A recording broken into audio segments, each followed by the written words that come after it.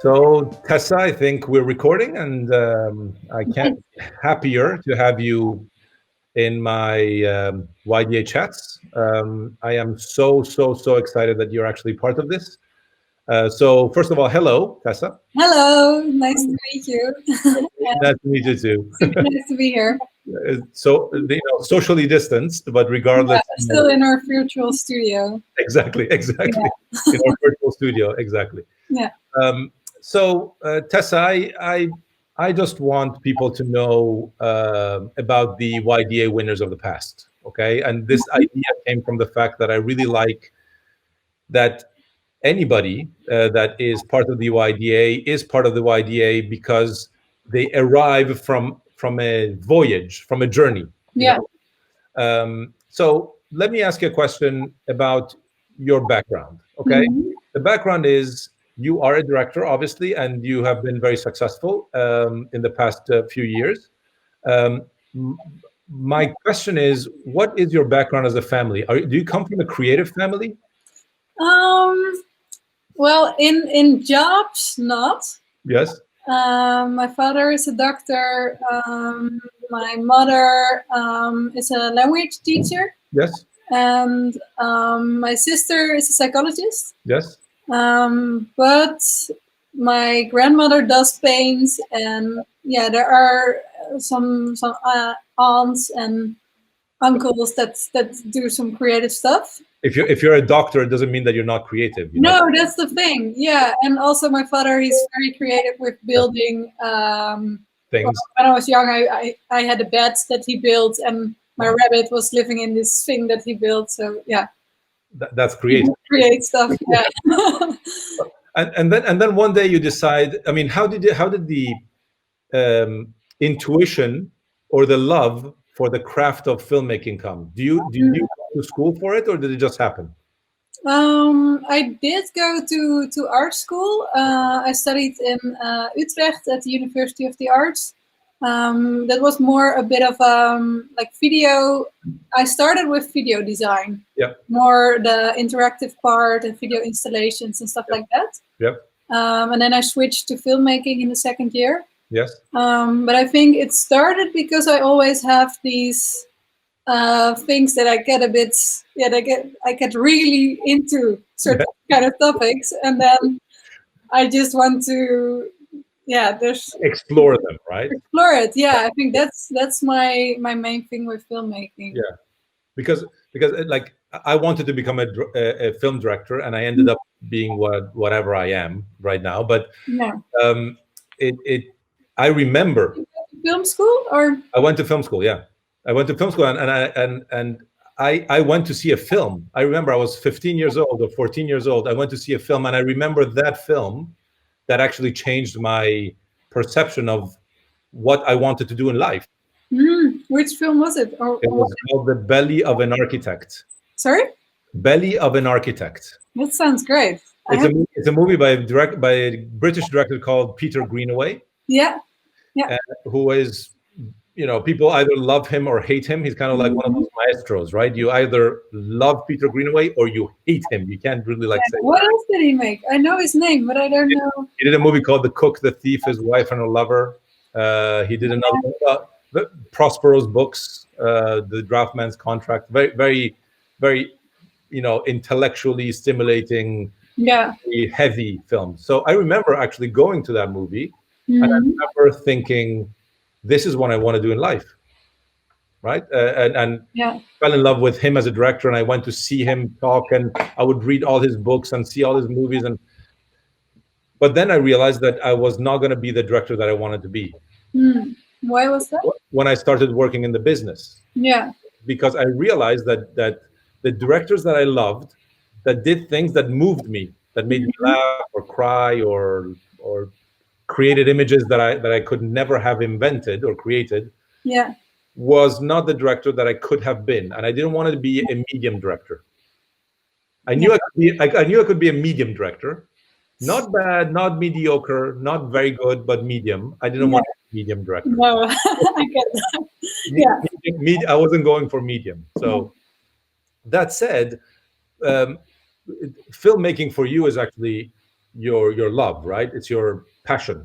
Yeah, it is. It is the creating of things and then sharing that with people and connecting that way. Yeah. Yep, yeah, and it's also the craft of thinking something that then you have to make into images or bring into the reality of, Yeah. right? Yeah. I, Yeah. I always say that this piece of paper has to intersect with gravity. You know, like you have Mhm. to bring it to a set where people are actually standing, and there's tables that you can move, and you move Yeah. those, and you can open and close them. You know, like I think that is part of. I mean, you're a writer director, right? Most of the, Yeah, I am. Yeah. Yeah. I like to do the. I think I would get bored if I would do only the writing or only the being on set all the time, or yeah. I would be exhausted when I would be on set all the time, not bored, I think. But yeah, I like the mix. Yeah. Yeah.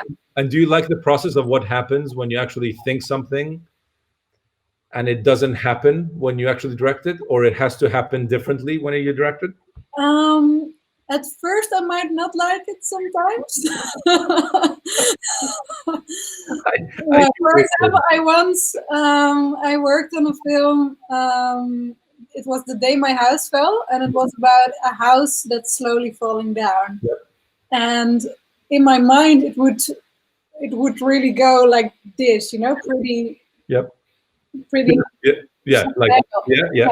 And then on set, we found out that because people have to be in the house, you know, a whole team, a whole cast, that Yep. everyone needed to survive also. So it could only go like, yeah, it was not the big movement that I had wished for. Imagined, yes. Yeah. So of course, then when something like that happens, I'm not super happy.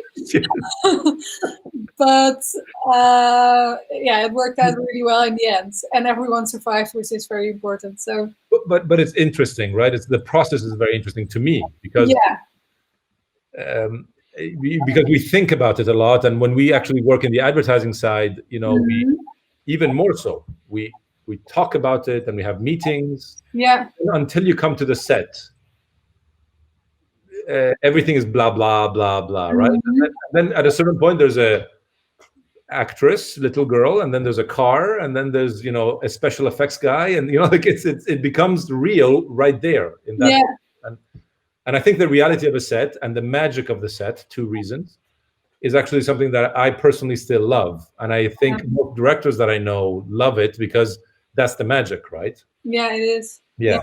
So then you kind of go through your process. You write a short film, right? Yeah. Set in Japan, right? Yeah. And you go and shoot it. And tell me how that process went. How did it sounds very easy when you say it like that. Yeah. Like this, we do this, and then we do this. I'm trying to wasn't that organized. Actually. I'm trying to make you say that it's not easy. Sorry. I'm trying to make you say that it's not easy because it's not. Well, yeah, it's more like it sounds like it went like this, and this, but it was more. It was like this and then there. Yeah, it was.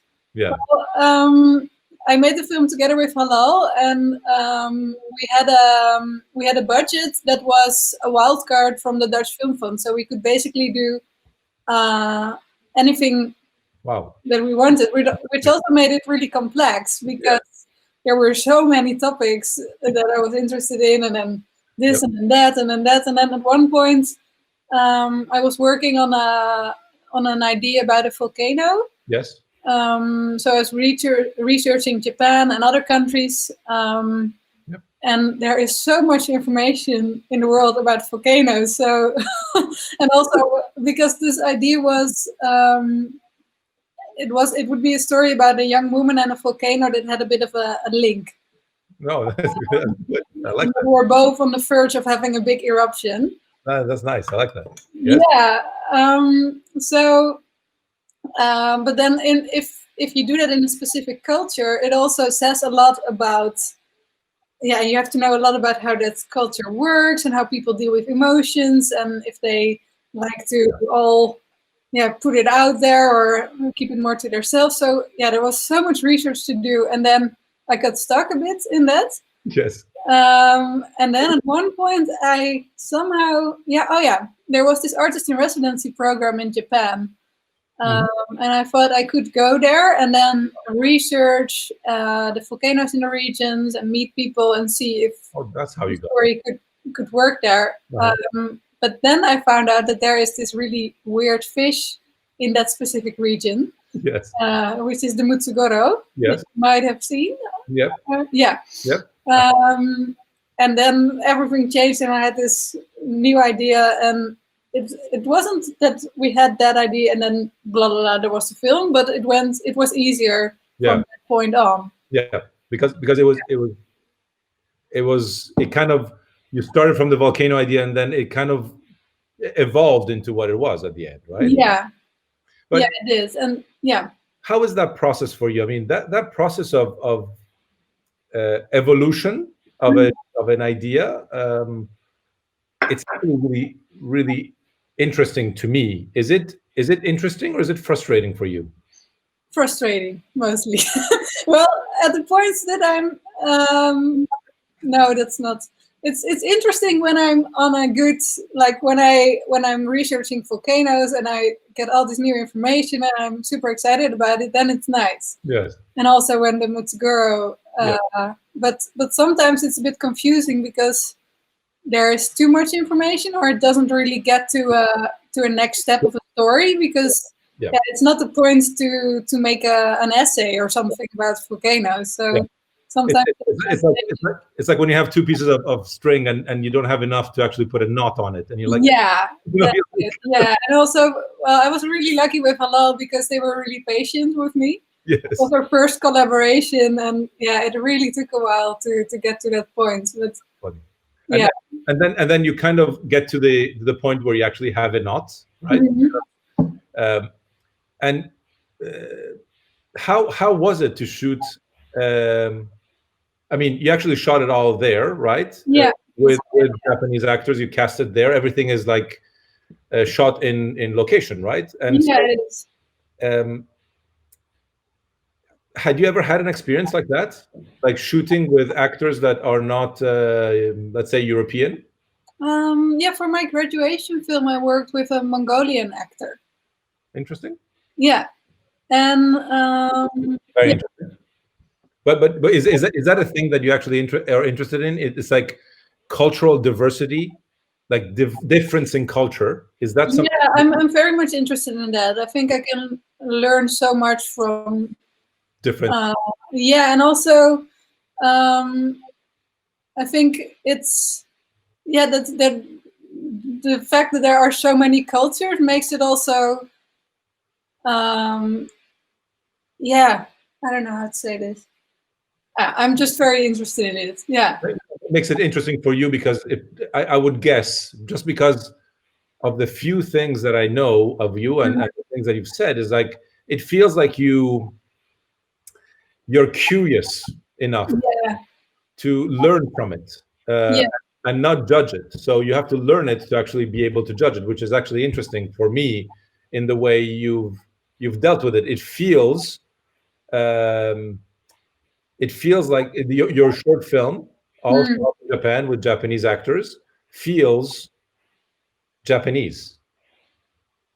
You know? Yeah, I couldn't judge that, of course, but I think I'm saying it in a good way. I'm saying it in a very good way. I'm saying it because it feels like you're not looking at it from afar. You're actually going inside and telling it from inside, which is actually very different from. It is very interesting in the way you actually delve in it and narrate it. You know. It was very important for me to try not to use, like, to not create the stereotypical image that I and many people in Holland have. Yeah. When you don't know much about Japan. Yeah. So we collaborated with this artist in residency program and with interpreters that helped a lot with translating the script to make it more more honest in that region. Yep. And then also the actors contributed a lot to think like, oh no, we would never do that, or yeah. That's great. Are Yeah. you proud of it? Yeah, I am. You're proud Yeah. of it. Yeah, I am. Because now it's proud of. Yeah, it was for everyone who worked on the film. It was such the things that I wanted and that we wanted were quite a lot for the time and the money that we had. So people were doing 2 crew positions at the same time, and the DP was pregnant. And why have a DP that is not pregnant? yeah. So there were all these factors that made it for all the people working on the film, and also the cultural differences and the language barrier. Everything had to be interpreted, which took a lot of time. So that's very proud of the whole team and what we I love knowing the background to it, because it kind of what I must say, when I saw it, and I saw it at the YDA last year, I was in the jury last year. I saw it in the jury, and honestly, I kind of went, "Wow!" Right? And when I saw that it wasn't in a good way, wow, not wow, wow, wow, wow, like, and it was very interesting to me that it was not directed by a Japanese director, because I thought, because the YDA is international and it's global and comes from all over the place, it was not a Japanese film, right? Yeah. But it felt like it was very conscious of the culture, which is something that we just said, right? Which brings me to a point. Which then we will come to how you got to YDA and what happened. But are you conscious of being a female director when you are directing? I mean, is it important for you, the equality of gender? Is it something that you want to talk about? You want to underline when you actually are directing, and or when you're actually telling your story? Well, I am a big. I think it's really important to hear diverse stories, because I think that's way more interesting than only one specific absolutely point of view. So in that way, I like having a crew that's also mixed. Yes. So pregnant, for example, but because I think it always makes the work better. I think, but using the people I work with, I'm not having a list with it has to be 50% men, women. I really choose people on the click that we have and the talent that they have. But the stories you want to tell, okay, I perfectly agree with you that having it be statistical is not right. I think it has to be based on talent, right? Yeah, it can help in certain positions, I think. It's that's right. Being conscious of it, I think, is important, right? So knowing that talent, which has always been one gender in certain areas, can actually be of any gender in all areas, I think.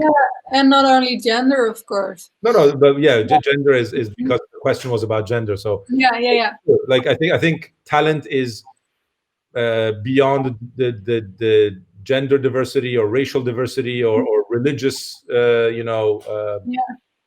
so I perfectly agree also that the mixture brings creativity, right? The mixture brings. I also, in addition to that, is that choices when you put people together has to be based on talent in that area, right? If you're the best DP for that thing, it doesn't matter whether you're male or female or pregnant.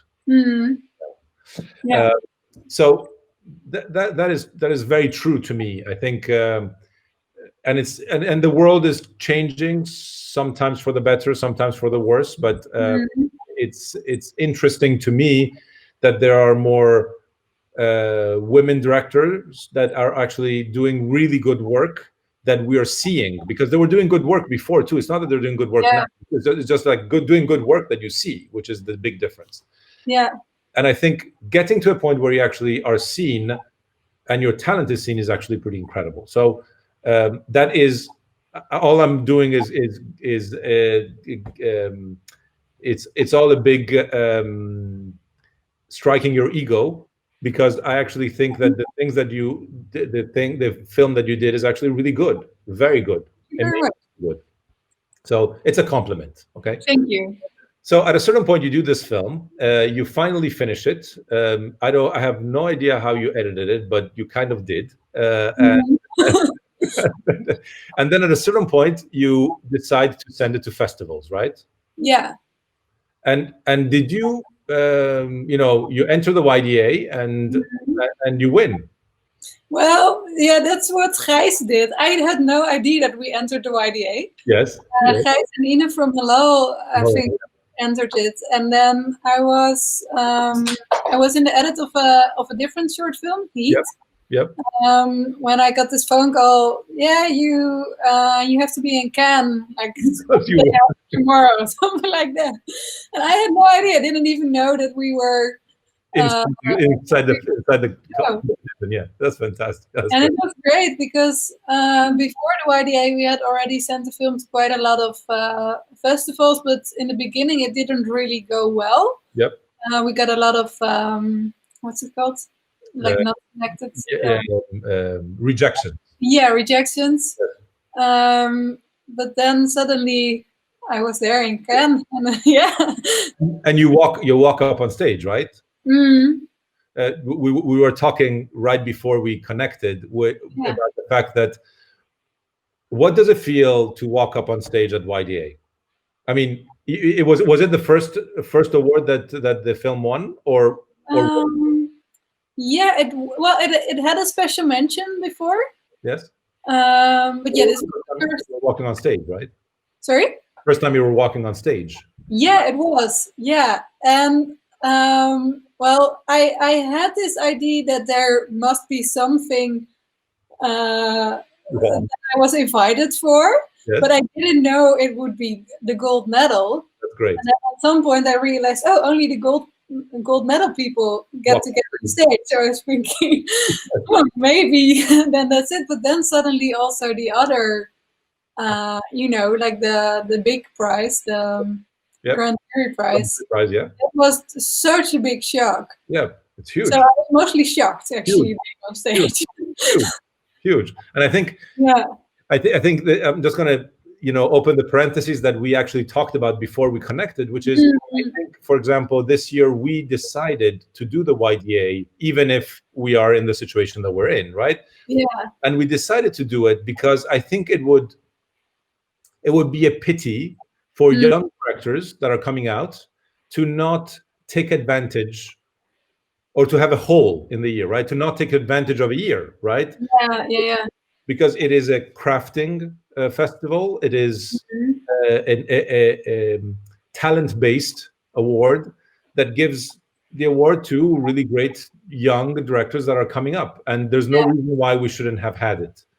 Now, the thing that is sad to me, which is what I was telling you before, is we're gonna award directors, but we're not gonna allow them to have that moment on stage, which I think, as a young director, it's actually a really nice moment. It's actually something that the YDA has always given, Yeah. So, but that's kind of the sad part, the good thing. But that said, is there a before and after YDA for you? Do you think that actually when you won, something happened, like people calling you and suddenly I was in the commercial world where I had never been before. I had been trying to, I had wanting to do commercials before, but suddenly I was talking to all these people and I was seeing all these commercials and meeting other directors, and it was a big splash into that scene, right? Yeah. So for me that was really really great, and also really before and after, I think. Yeah. And you also had probably a taste of what the international world was, not because you were traveling to shoot something, but because you might have somebody from France give you a business card and say, hey, we're here. It's not only like meeting some Dutch people, but that's I think the weird and interesting thing about the YDA is that we in Italy, for example, we look at the YDA to look for talent. Right? And we look at the YDA because we in Italy, in production companies, we're not like Halal, which is amazing in finding talent, but because we don't have talent that is in-house. Yeah. We don't have talent that is ours. We search for talent. So if I have a job that is right for you, I will call you even if you're not part of my roster. Ah, you don't have Italian directors in your... We don't have any directors that are in exclusive. Ah, so everyone is on their own and working with different companies, and almost everybody is freelance. Oh, right? Wow. Almost every director is freelance. So you might have a relationship with Thessa, and if I call, you might listen to me more than if somebody else calls. But if somebody else calls and I don't call, you can do the job with whoever you want. Yeah. If we were part of the same, if you were part of my company, right? So that makes it very different. So you need to be aware of what's around there. Yeah. Right, which is interesting to me because YDA has always been a place where you actually find young talent like yours. Right? So then the film actually finally gets accredited, probably the best award it can, and then it starts winning awards, right? So you go to Sincromie and it wins, and then when the Dutch whatever cinema film world decides to choose the film that they put up for the short film Oscars Academy Awards, they say, hey, here it is, right? And you for a weird moment are an Academy Award nominee. That was super weird. Yeah. Yeah, it was last year was a really weird was a roller coaster year. Yeah. And did it help your career? Definitely. Yeah. I think winning an award is always, when you're on a stage or when you are on a website somewhere, people see it, and if they connect with it, then you can start working together. So that's the good thing about awards. Yeah, I think so too. Yeah. Too. And you. And what do you think? How do you think the way we deal with award shows and stuff will change a lot after Corona and for the coming next years? I think I don't know if it's going to change the next years. I think as soon as people feel safe, we will go back to cramming into the Carlton at the at 2:00 in the morning and sitting in rows and rows of people in auditoriums. I think that will not change, and I think people will miss it. I think people will have missed it. I think for creative awards, like awards that give creative prizes, and not crafting or directorial or talent-related prizes like the YDA, it would have been a very weird year. I think if you imagine yourself sitting in a jury that has to judge ideas, in a moment in which you're feeling and living things very personally, right? It would have been weird to look at the work from before the pandemic and after the pandemic and have them judged side by side. It's just really weird. It's like just a totally different world, right? Yeah, and you're like, how am I going to judge this with this? Because it's too weird. In our world, in the world of what we do as producers and directors, we are in the YDA. In this case, we are judging the outcome. Yeah. Right. We're judging: is this a good music video? Is this a good short film? Is this a good commercial? Did the director do a good job for this? And I think it makes a huge difference if it's a crafting award or if it's a creative award. That's why the creative awards have had very, very, very huge, big difficulties even thinking about doing it online. Yeah. Right? Because we all have gone through a shaker of 3 months, and now we're out here. And my personal opinion is that we'll go back to normal. Yeah. I think the business will not. The human brain probably also needs a bit more, longer change, maybe for. Two things. I think needs longer change, and I think also one thing is that because we came out of this shaken, also we all came out of this together. Yeah. And we all came out of this together and poorer. We're much poorer now, right? Yeah. And more worried and scared. Yeah.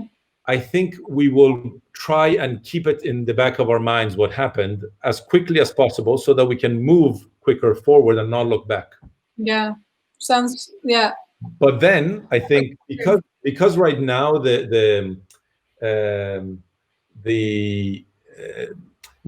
it's still very, the wound is still very fresh. Yeah, right? I think when the wound will be a little more, closed, I think that's when we might be able to kind of go, okay, that thing is over. Now, what did I learn from 6 months ago, 1 year ago? Because I think we all will come out of this with something.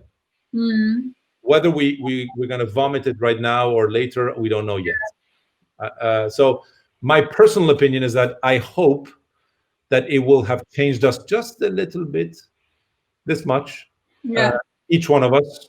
And if it's changed you because you learned how to make bread, which has happened a lot in Italy. No, but one of the things that was missing the most in supermarkets when we were in lockdown, when Italy was in lockdown, was flour and all the things that you actually need. Bread making stuff, right? Yeah. Crazy. It's like even more than alcohol or toilet paper. More than toilet paper also. Much more. Because people started cooking. Yeah. And I think those are great things. I think those are the very human things. And I think the humanity that came out in that time was because of time that we had, or because of the solidarity that everybody had. And I think that's a good thing. I think that will stay with us, I think. And I think it will come out in the work that we do. Yeah. My daughter, I have a 15-year-old daughter, right? So my daughter, yes. 15. Yeah. So she said 2 days ago, she said, it's going to be interesting when I'm going to tell my children about this time, right? Yeah. So this time is actually has left an important mark on them, to the point where it's going to become a very big story for them when they actually are going to grow up and tell it to somebody else, right? Yeah. Because it is important. It's an important moment. And I think I'm going to ask you a question. Have you become more or less creative in this time? Do you feel more creative or not? In the beginning, yes. In the beginning, I was super like focused and creative on a project I'm working on. Yes. It shifts a bit, I think. Yes. But in general, always when there is a crisis or something, I don't know if everyone has it, but it makes, in the end, maybe after a year or so, when you reflect on it, that you can make something creative about it. I agree. I think I worked with a director many years ago, and his email was exist in chaos at whatever, Gmail, whatever. Because he believed in the concept of chaos and creativity. Yeah. He believed that chaos makes you think about how to actually overcome the chaos, right? Because if there's no chaos, there's flatness, and the flatness is just, the boat doesn't move. Yeah, it always makes me worry when a project is going super smooth. and everything is going according to plan, and then this, and then everything is perfect. Yeah, it always makes me very anxious because I think there must go something wrong, right? That's exactly. Do you have that too? Because it's true. That's exactly how it is. Because you think something has to go wrong at a certain point.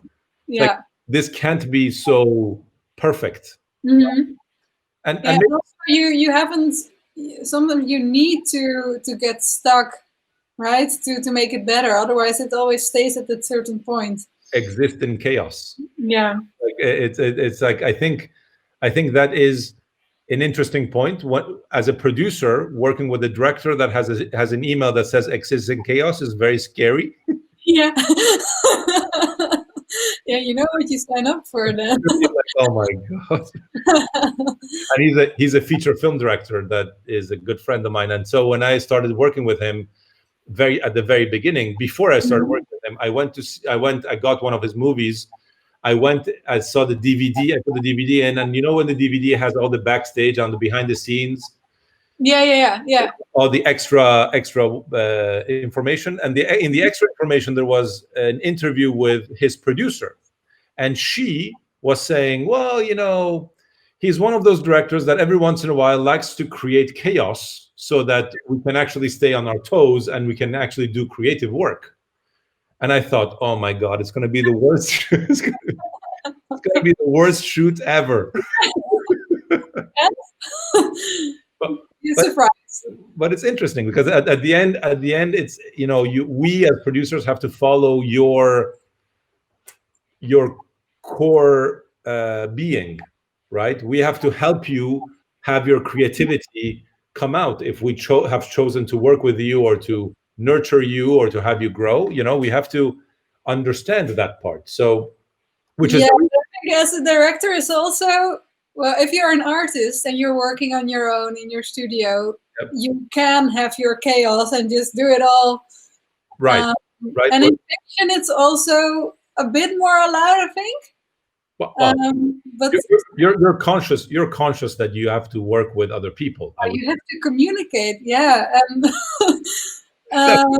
that's the nice and sometimes challenging thing, I think, about filmmaking. And well, because it is a collaborative work, but as I was saying in another chat that I was having last week, you need to walk on set and need to show that you can explain what your vision is, because then that becomes right. You are the leader of the pack, because you have to be that, right? Yeah, but well, when there's a client, then everything changes, right? You have to. You can't be the leader of the pack and not listen to You then become a diplomat. Yeah. A creative diplomat, right? Because you have to decide whether to push or to pull. Yeah.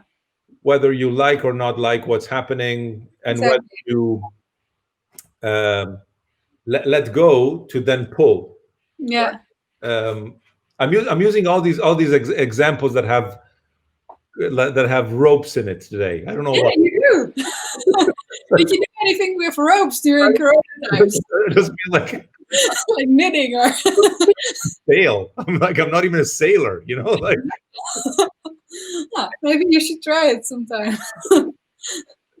It's funny, but it's so. I mean, what comes next? I mean, I'll ask you a double question. What comes next, and what do you think about the fact that today directors can move around? Do you like moving around from doing a commercial and then a short film and then maybe a longer format? And are you one of those directors that actually loves one format more, or do you like kind of the I really like I think it's great to do more. To do different stuff. Yeah. I learn a lot from doing commercials that I can use in my fiction work and vice versa. So. And if you were to pick the type of director that you want to be when you grow up, not when you grow up more than you are now. Yeah. Right? When you're even more successful, let's put it that way. What's the typology of work that you would like to do when you grow up? I'm just going to tell you this. I'm going to tell you one thing. I did a job interview with somebody many years ago. It was for a role of an assistant producer, right? Yeah. She came and she sat down, and then I always ask this question: what do you want to do when you grow up, right? And she said, I'm already grown up. Yeah. And I didn't know what to say. I was like, I'm not grown up. I'm twice your age. You know? Yeah. Anyway, sorry. So I think maybe the question is more what I would like to continue doing is what I'm doing now. So doing different types of projects where there is the possibility to explore something and to take a different look at things and really dive into different topics. Yes, that you bring on board, right? That you like the idea of writer director, right? You like I do. Yeah, I like projects that have that don't. I like it when there's a different way of looking at the world in a project, or a world that's slightly different from ours, but learns us something about the world we live in. Yeah, that's the type of like story. A different world that can make you think universally about a point that actually works for everybody else, right? So exactly. Yeah. Which seems perfect for the type of work that you do anyway, right? Which is very, very interesting.